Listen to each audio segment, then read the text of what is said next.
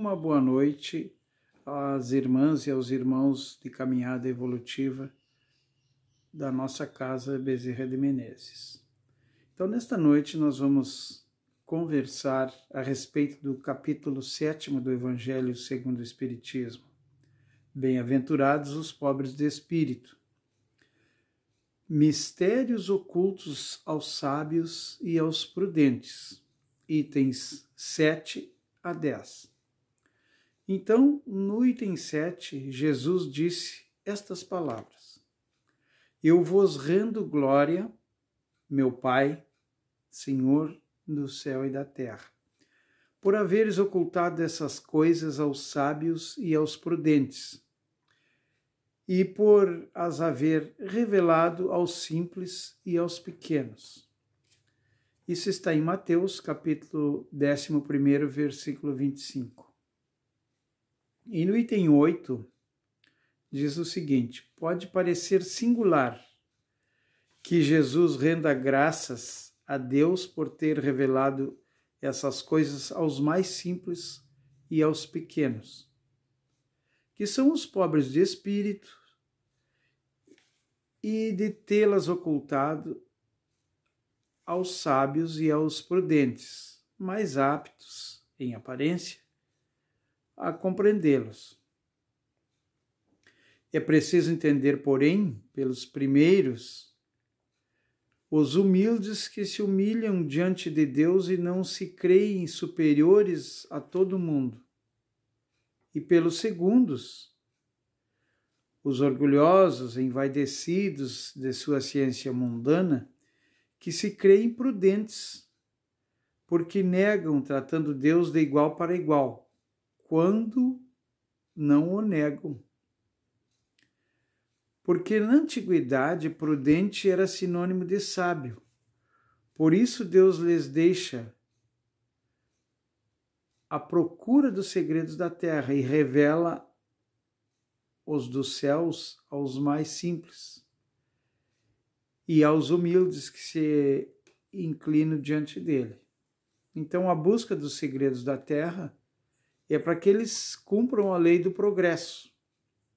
Nós temos que existe a lei do trabalho e existe a lei do progresso. Então, essas pessoas consideradas mais sábias, eles estão ali para ajudar a cumprir a lei do progresso. E os mais humildes estão ali para fazer essa parte que toda atividade que a gente for fazer, nós precisamos de pessoas mais sábias, mais experts, mais conhecedoras dos mistérios da matéria, e daqueles mais simples para fazer as funções menos sofisticadas. Então, os mais simples vão receber a orientação dos mistérios do céu. Quer dizer, eles são humildes porque eles acreditam na palavra de Deus. Eles não se acham deuses na terra, assim como aqueles orgulhosos. Por isso que a gente diz na nossa doutrina espírita que nós temos que virar as nossas baterias ante o orgulho e ante a vaidade, porque a vaidade é que faz com que não sejamos humildes. E os humildes é que herdarão o reino de Deus, conforme Jesus já nos falou. No item 9 diz o seguinte: ocorre o mesmo hoje com as grandes verdades reveladas pelo Espiritismo. Certos incrédulos se espantam de que os espíritos façam tão poucos esforços para os convencer. É que estes últimos se ocupam daqueles que procuram a luz de boa fé, com humildade.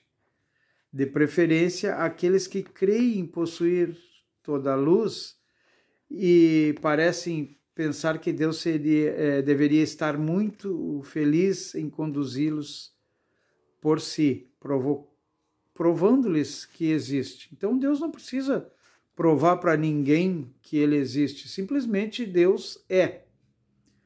Então, muitos orgulhosos se acham ou se sentem em sua suposta sapiência de igual para igual com Deus, e não é verdade. Deus é a causa primeira de todas as coisas, quer dizer, nós só estamos aqui porque Deus quer. À medida que Ele resolva, que a sua lei seja, digamos assim, atingida, seja colocada ao seu dispor, Ele dispõe da nossa vida o quanto queira, ou na hora que queira. O poder de Deus brilha nas pequenas como nas grandes coisas. Ele não coloca a luz sobre o alqueire, uma vez que a derrama com abundância para toda parte. O sol, quando nasce, nasce para todos, nasce para o justo, nasce para o pecador e para os pescadores também. Cegos, pois todo aquele que não a vê. Então a luz de Deus, a luz do sol, ela é para todos aqueles. Quer dizer, Deus não diz assim, aquele é cego, não precisa da luz do sol. Ela nasce para ele também. Deus não quer abrir os olhos à força das pessoas, uma vez que lhes apraz tê-los fechados. Se a pessoa quer ter os olhos fechados, que tenha, é o seu livre-arbítrio. Sua vez virá, mas é preciso primeiro que sintam as angústias das trevas e reconheçam Deus, e não o acaso, na mão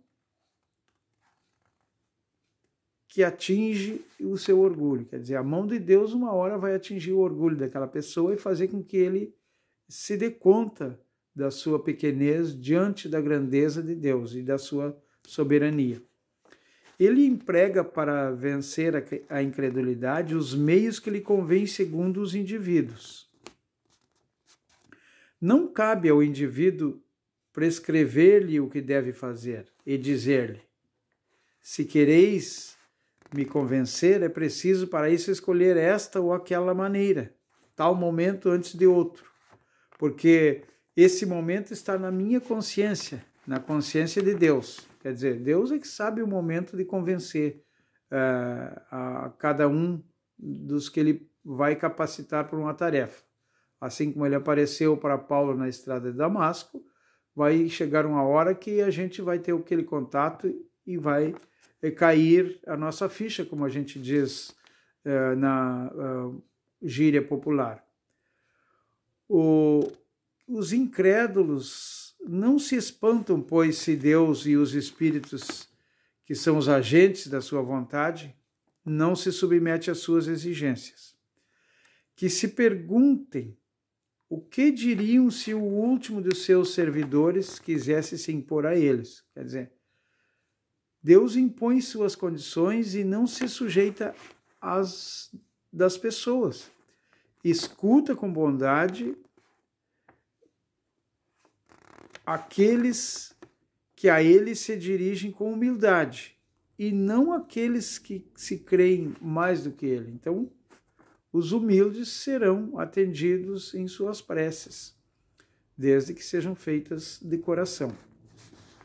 No item 10, diz o seguinte: Deus, dir-se-á, não poderia atingi-los pessoalmente com sinais manifestos em presença dos quais o incrédulo mais endurecido deveria se inclinar?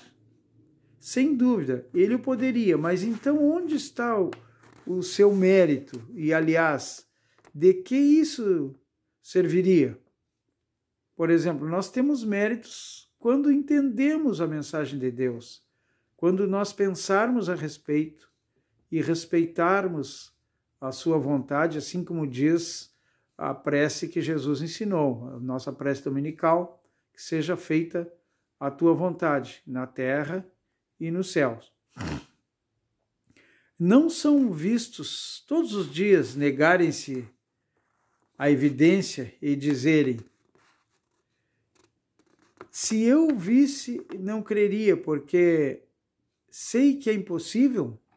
Se eles se recusam em reconhecer a verdade, é porque seu espírito não está ainda maduro para compreendê-la, e nem o seu coração para senti-la. Por isso que a gente diz, nós temos que entender as verdades de Deus com a mente, mas devemos senti-las com o coração. O orgulho é a catarata que obscurece sua vista, de que serve apresentar a luz a um cego. Ele não enxerga mesmo. É preciso, pois, primeiro procurar a causa do mal e, como médico hábil, corrigir primeiramente o orgulho.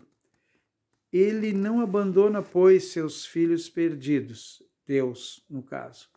Sabe que cedo ou tarde seus olhos se abrirão, mas quer que isso seja por sua própria vontade. E então, vencidos pelos tormentos da incredulidade, lançar-se-ão para si mesmos nos seus braços, por si mesmos nos seus braços, e como filho pródigo lhe pedirão graça. Então Jesus sempre disse assim: vejam aqueles que têm olhos de ouvir, aliás, olhos de ver, e ouçam aqueles que têm ouvido de ouvir. Porque a palavra de Deus é dita igualmente para todos. E cada um, com a sua capacidade de absorção dessa palavra, conforme o seu grau de entendimento e de evolução, vão sentir ou vão ouvir de uma maneira que faça sentido, que faça cair a sua ficha, que o seu entendimento da grandiosidade dessa mensagem tocar no fundo do seu coração. Então, reflitamos com essas passagens que Jesus nos deixa nessa doutrina maravilhosa. Que todos nós possamos ficar na luz de Jesus e com ele permanecer até que nos encontremos de novo. Uma boa noite a todos os irmãos. Que assim seja.